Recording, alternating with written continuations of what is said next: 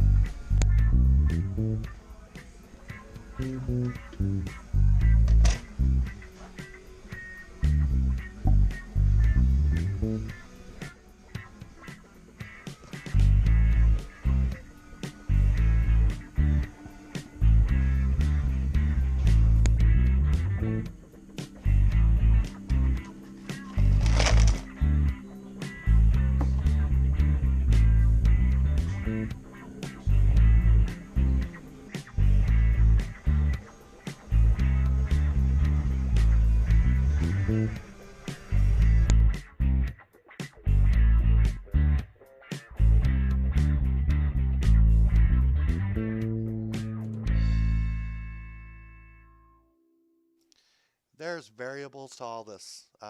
It was a real bummer that this transformer was all aluminum. It didn't contain any copper.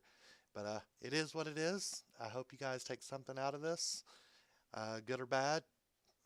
You fill in the blanks. I'm leaving this up to you to see if it was worth your time. Like all my videos, I'm going to end this with a quick disclaimer. And until next time, see you later. I'm going to keep this short and keep you YouTuber police off my back with a few disclaimers. Number one, scrap value is always the lowest price for an item, just above garbage. So if you bring something home that works or has working parts, consider selling it on Craigslist, eBay. That's actually how I make a lot of money. Number two, scrap prices change with the stock market. Good rule of thumb, like I stated, but not fact. When oil prices are high, usually scrap prices go up, and then vice versa. For the purpose of this video, I just stated the prices from the last trip I made, so they're not going to be your prices. So I'm just using these as comparisons for the video. Number three, come on, use common sense. We're working with metals. They're sharp. They have sharp edges. Wear gloves, protective eye gear. Do what you need to do to keep yourself from going to the hospital and cutting to any profit you might make.